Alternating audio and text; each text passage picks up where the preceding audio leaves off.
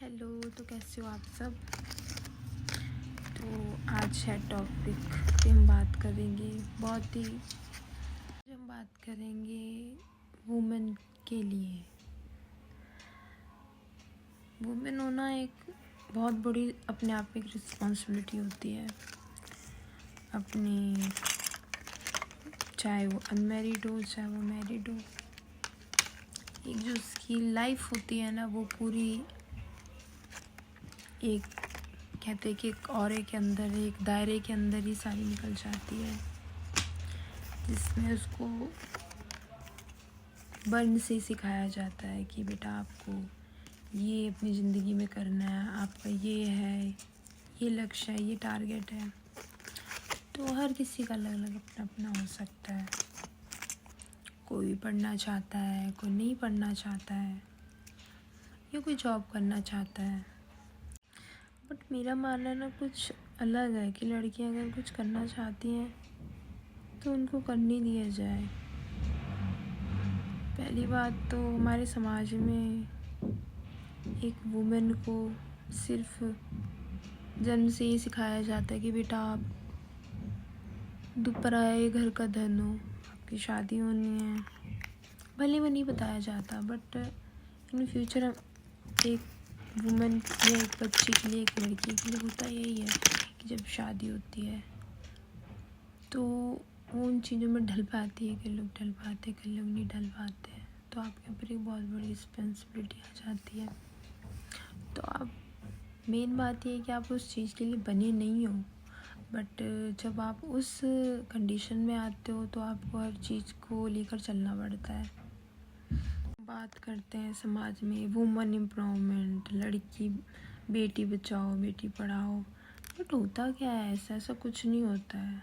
हम एक होता है ना, हम सिर्फ अपने अल्फाजों में ही बोलते हैं कि वुमेन एम्पावरमेंट, बेटी को पढ़ाओ, ये करो वो करो।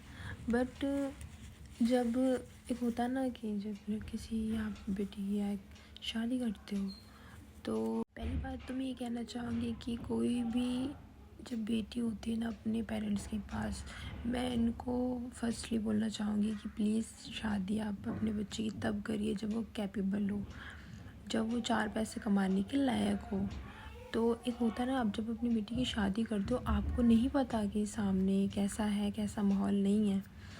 तो जहाँ तक है कि आपको पहला स्टेप पेरेंट्स को ही लेना पड़ेगा आज के टाइम में, कि आप अपनी बेटी को काबिल बनाइए। ये नहीं कि बेटा आपकी शादी करनी है, आप 21 के हो गए हो, आप 28 के हो गए, आप 30 के हो गए, आप उसे ये मत सिखाइए कि आपकी एज इतनी होगी और आपकी शादी करनी है। शादी कोई फर्स्ट प्रायोरिटी नहीं है। पहले तो आपको ये सोचना चाहिए कि आपको अपने बच्चे को पढ़ाना चाहिए।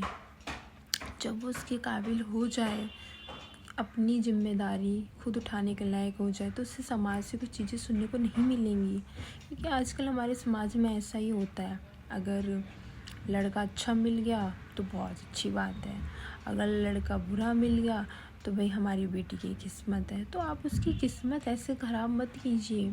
ये मत कहिए अपनी बेटी को कि बेटा आपकी किस्मत ऐसे थी। शायद अगर आप पहला स्टेप लेते तो आपकी बेटी या आपके रिलेटिव में आपकी कोई भी, आप आजकल तो सुनने को मिल ही जाता। एक होता ना कि आपकी बेटी या आपके किसी भी रिलेटिव, किसी के भी साथ ही हो सकता है, जब सामने वाला बेटी को या किसी को भी कई तरह की बातें या कुछ बोले, टॉर्चर करे, बट कहीं ना कहीं लड़की जो होती है वो खुद ही डीमोटिवेट हो जाती है कि भाई मैंने अपने पेरेंट्स के घर में 21 साल या 20 साल जो भी उसने ज़िंदगी बिताई होती है, बट उसको समाज में वो चीज़ें सुनने को मिलती हैं, है ना। तो मैं ये कहना चाहूँगी जितने भी पेरेंट्स हैं या जितनी भी लड़कियाँ हैं या जितनी भी मैरिड हैं या अनमैरिड हैं, मैं यही बोलूँगी कि अपनी लाइफ में कुछ करो। अगर आप काबिल हो तो आप ज़माने को अपना जवाब दे सकते हो।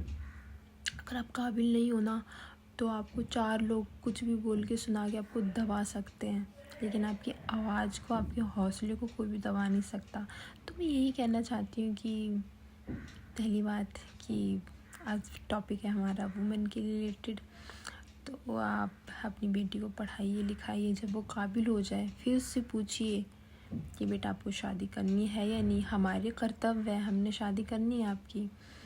तो ये तब स्टेप लीजिए आप। जितने भी पेरेंट्स से मैं इसी रिक्वेस्ट करना चाहूँगी कि अपनी बेटी को पहले आप पढ़ाइए, काबिल